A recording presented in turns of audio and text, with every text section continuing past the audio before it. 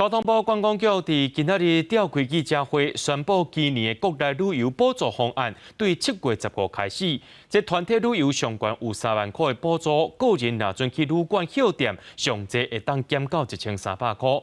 观光这个旅游游乐区咧，也要拍3个优待，补助期间是到12月中，若准这经费提早使用了，就会随来结束。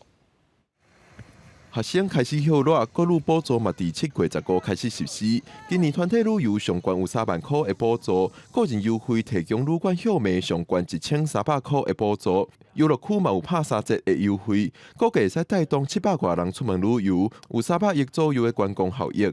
这是我们振兴这个观光的一个号角的开始。我也请我们的观光业把最好的游程、最好的服务拿出来，让这个我们国人能够体会。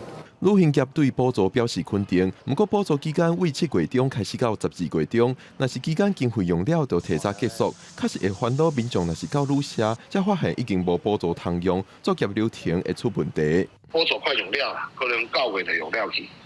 你变成讲你旅馆变成来人客讲，你搁要另外搁补1300，那就较麻烦。自己什么时候用完它那个使用状况而定，用完的话就会有一个在网站上公布，让大家消费者提早知道。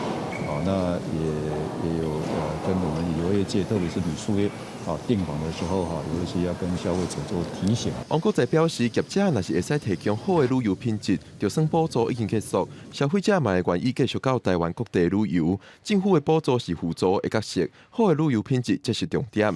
记者郭文长随台北报道。